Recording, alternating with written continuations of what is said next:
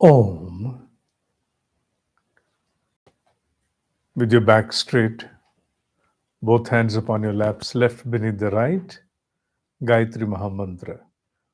Om Bhurabhuvah Swaha Tatsaviturvarenyam Bhargo Devasya Dhimahi Dhiyo Yona Prachodayat. Guru Vandana, invocation of the Divine Master, Adi Guru Muni Ved Vyas. Guru Brahma, Guru Vishnu, Guru Deva Maheshwara, Guru Deva Sakshat Par Brahma, Tasmai Shri Guruve Namah, Akhand Mandalakaram, Vyaptam Yena Chara Charam, Tatpadam Darshitam Yena, Tasmai Shri Guruve Namah. Om Shri Guruve Namah. Vyasarupen avahayami, sthapyami, dhyayami, pujyami, tato namaskaram karomi. Shrimed Bhagavad Gita, chapter number 9, sloka number 13.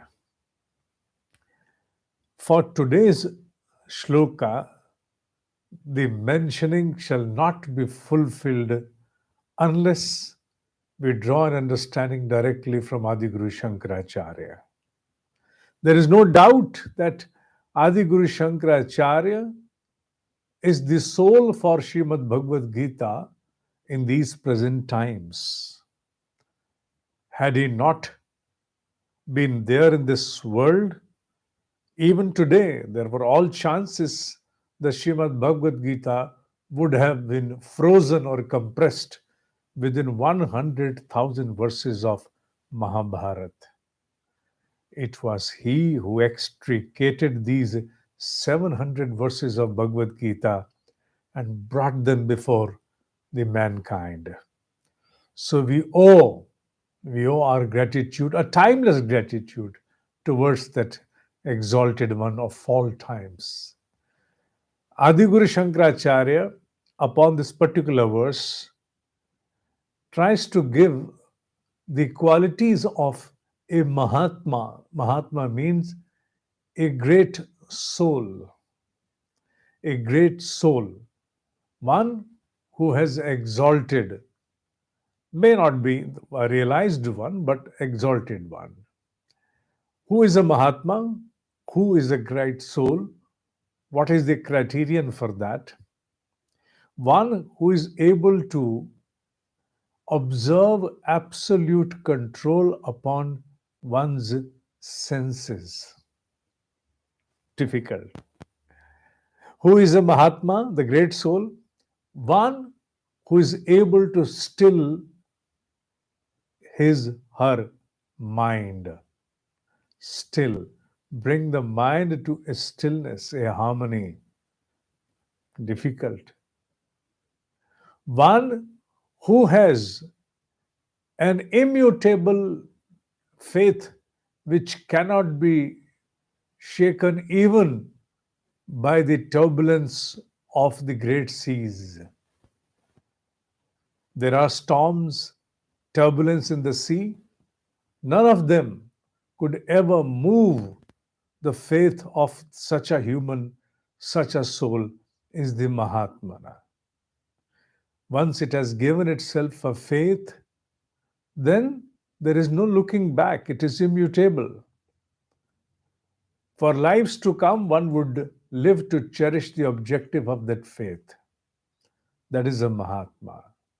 Mahatma is the one, the great soul is the one who has compassion for anything and everything around, inconsiderate that something in its proximity is a human or any other being or flora, fauna, whatever, anything would always be welcome under the ambit of its compassion. Such is the Mahatma. And the story does not end over here. If you really want to know more, then it's better that you study more about sadhana chatushta. Those four important propensities that find their mention in many of the lessons delivered on Bhagavad Gita. Those four major propensities to be there in a human construct a being as a Mahatma, the great soul. And such great souls, when they embark upon their journey, then the only thing they depend upon is their utmost priority that they live for, they breathe for, and they inch towards is self realization, Atmano Moksharth, and nothing else. They are single minded, they are one pointed. There is no room for anything else to be accommodated. Anything and everything that they accomplish, act upon, is merely to serve their primary objective of self realization. Whether they are in the source of their employment, engaged into familial transactions, or doing anything for that matter, anything and everything that they do in their life is directed to one and only single objective, that is realization of the self and nothing else. That alone becomes their priority, the purpose of their existence. Any and every credit that comes to their account is submitted before that objective. Inconsiderate of the shortfall, the shortcoming, haves and have nots, they merely live in order to cherish this objective of self realization. For now, they understand. Why so? For now, they understand that the ultimate reality is the immutable one, the changeless one, not prone to any change, shall never degenerate, disembark, disintegrate. It is timeless, pure consciousness. Anything else is a mixture. Anything else could be a delusion, a veil of ignorance. The true self is the only true and ultimate reality. And no, this alone is something for which they have manifested in the form of a human. As a human, they have already traversed a considerable amount of journey, moving through countless manifestations in the form of different species. If you go by our own Indian beliefs, around 8.4 million births in the form of different species have already undergone before there was an opportunity bestowed upon a soul to manifest and incarnate as a human. And even as a human, hundreds and hundreds of lives passed before that opportune moment arrives, that one becomes ripened, capable, eligible, now to be considered and termed as a Mahatma, the great soul. For they do not look back, they merely move ahead. Let's observe the words of the verse as mentioned in Shrimed Bhagavad Gita. You can find the text in English.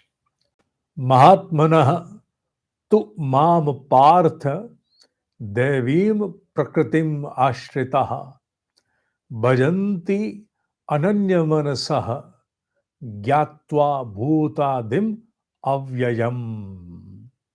The noble ones, on the other hand, the on the other hand is the word which is a comparison drawn from the previous verse, where it was a mention about those with the inferior mind engaged into demonic acts. Mam, me, Partha, Partha, name assigned to Arjuna as the son of Pritha. Devin Prakritim, spiritually inclined Ashrita, they bank only upon me, the immutable one. They worship. Worship is a word which has to be given in a very expansive understanding. Worship means living day in, day out, through each and every breath. When you live a cause, when you live a purpose, through each and every passing breath, nothing short of it should be considered as worship. Ananya Manaso, with one pointedness, not looking anywhere else, just being absorbed by one single objective. Gyatva Bhut Adim, knowing it as the cause of all, Avyayam, the imperishable one. Avyayam is the imperishable one. Having this kind of an understanding is the creation, is the way that leads a soul to be now considered as Mahatma, a great soul, where all wanderings of any kind and every kind have now been stalled.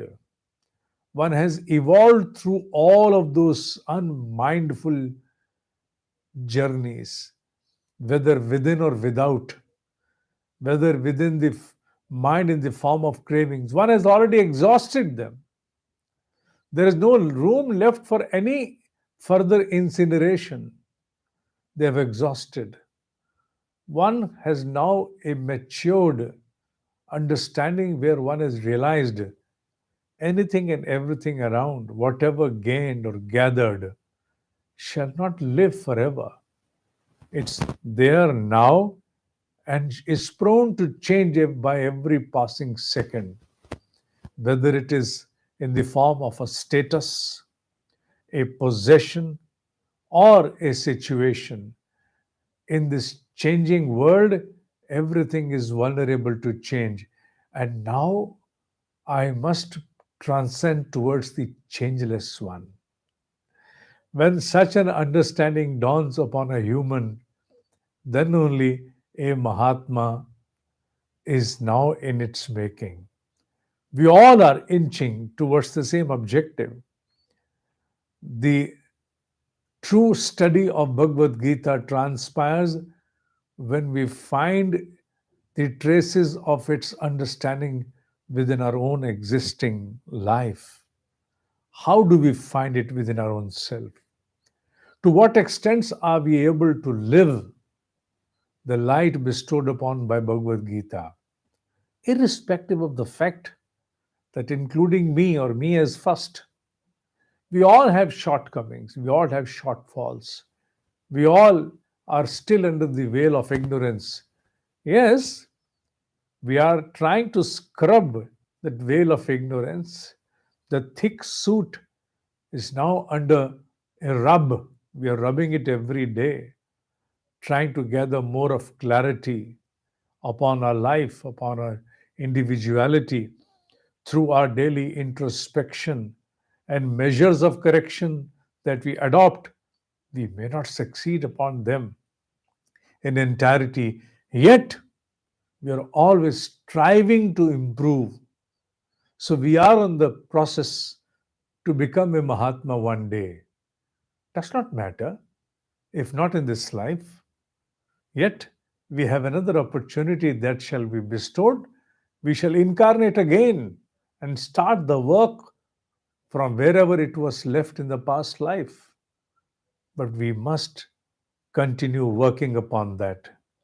A seeker, especially a sadhak is a Mahatma in making. May not be a Mahatma today, but a Mahatma in making, where lot many aspects of the body, a physical appearance, have now been sculptured. There are places where now some sharpness is required. Chiseling is underway. We are chiseling ourselves in order to gain the absolute sharpness into the features of a Mahatma. Yes, There are certain obtuse angles, certain aspects which are rough, not smooth, out of proportion. We are working onto them. Yes, despite of our failures, we're still working onto them, trying to see that retaining our individuality, we keep working upon our own self, as if an image which I have observed on the internet, a human being trying to chisel its own self. The upper portion of the body is already chiseled, sculptured, is working on the lower portion. We all are that particular image. We enliven that image. We are the living personification of that image. We are chiseling ourselves. We are chiseling. And once that work shall be over, we shall be the Mahatma, the great soul, one that aspired as a human to seek what? Moksharth, emancipation. Emancipation is the only objective that we lived for. Having said that, today the classroom concludes with this understanding exclusively drawn from Adiguru Shankaracharya. That's all what I wanted to share.